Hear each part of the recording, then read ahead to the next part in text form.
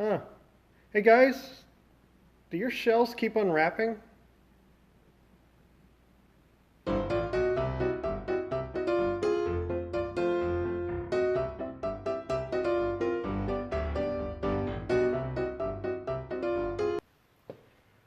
all, I am here with the JRC, Just Right Carbine. So if it brags to that name, everything better be perfect, right? Yeah, I wish that were true in the gun world. But this is the JRC in the 10mm. What you're seeing on it is just some wrap. I decided to dress it up a little bit. In the desert, things get really hot. Black guns get really hot, so I put this wrap on it. I really wasn't a big fan of this foregrip up here. Let's see if I could do an analogy. It's about as ergonomic as a car part. So I really got the wrap for this, or you can replace it and spend more money and get it tactical and that type of fun stuff. But I figured I would get the cheap wrap and put it all over it, so that way when I was sitting out in the sun and I was in the desert, it's not that hot. So it does take the, let's show this, the Glock 20. Hello.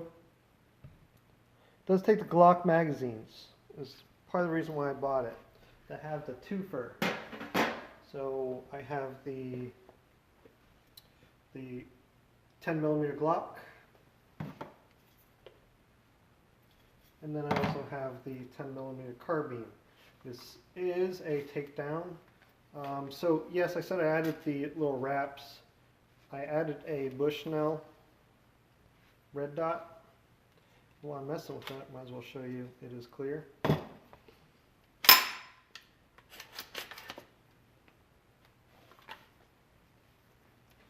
So I had this $50 Bushnell. I also ordered their $50 muzzle brake. Now, you really necessarily don't need a muzzle brake on a 10mm rifle, as I wouldn't need it on my Glock. But nice to have, kind of cool. And it does come with a little bird cage kind of breech. Normally see this type of thing on a shotgun if you were to breach a door or something. But I'm pretty sure a 10mm could shoot a lock off, so it's not crazy. But I thought it was kind of cool, kind of nice to have. So those were only the two things I've added. And you're going to have to add a sight because they do not come with a sight. They come with a rail, but they don't come with a sight. What else to tell? So I had an issue. I thought it was ammo related. Shot some really old PPU hollow points. Just fine. The arms core is what I started with, and I thought it was a problem. And then the Remington 10mm stuff. So I thought it was an ammo issue. It was not an ammo issue. I had my other magazines from my Glock. And then once I realized every time I put in vanished, this guy caused those problems you're going to see that I show in the video.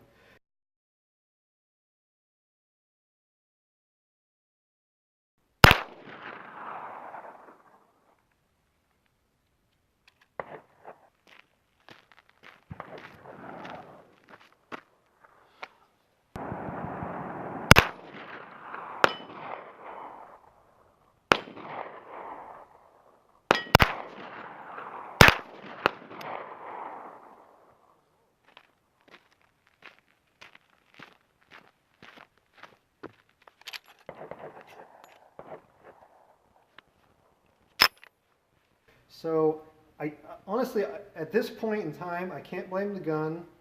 I can't blame ammo.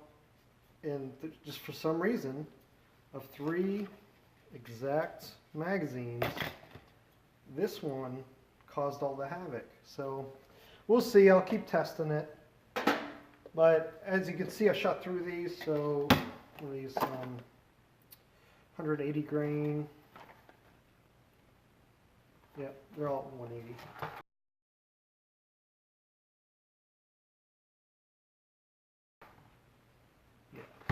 bit difference. But, so, you know, over 100 rounds, and I'll show you some of that shooting. What concerns me about the gun, besides that eating up, jamming issue, I would say would be the takedown, I guess. And the takedown is that you cannot get the bolt out without taking off the buffer tube. And why I have issue with that, if you can see the little nicks already, I took it apart once, and there is spring tension on this already. So when you remove this, I fear how many times can I do it with spring tension and not mess up the receiver, you know. And you can already see me slapping a magazine sloppy. I guess it buffs out. But, you know, I don't know if that's an issue or not. I'm worried about it, about cross-threading and that type of thing. So, you know, I'm just super careful with it. But I don't know how many times of field stripping I can get away with until, you know, maybe I cross-thread it. Look cool effect. The other thing, this guy, I feel it's sturdy. The charging handle is what I'm referring to. But it comes with a little Allen key, and man, it's a solid charging system. I mean, it really has pressure, and I just feel like this is going to snap off, but it didn't, and I've charged it, and it's worked. But I actually partially bruised my finger working this thing. So, with that said, so how long is it with our little bird cage up there on there? That's 18 to where it screws in. If you took off the bird cage, that would be 16-inch. So what's nice is it's pretty compact, and you saw as I took it down that it can fit into various places. So let's do some final thoughts. I am not ready to go to war with this gun. I need more range time. And honestly, guys, I assumed there was going to be some break-in period. I felt like probably the ammo was going to be more the issue than a magazine. So I really need to open it up again, give it a good cleaning, and take it out there. And make sure it's functioning. One other thing I may point out is that there is nothing covering either side, which is one, the bonus for ambidextrous. Other is negative for me being out in the desert. A lot of dust and stuff can creep in here, so I tried to keep a towel over it for the most part. But if you were running and gunning out in the desert, you really don't want all this open. So again, for me at the moment, not a go to war gun, but definitely one I'm interested in, and interested in continue shooting.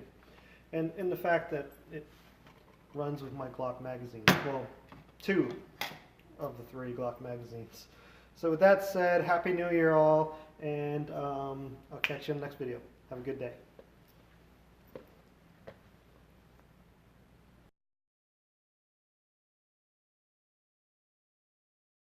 What it did to this book. So I have a video where I shot my Glock 10mm into the same style of paper, and it did not have this much duct tape on it, and it didn't go through. This guy blew this apart, and actually the one I shot with the Glock had 2 bullets in it before it from a 380 and 38 special, and so it was already partially damaged, and the Glock 10mm still did not penetrate it. I mean, it blew it out pretty good, but it did not penetrate it. So what I'm getting at is this type of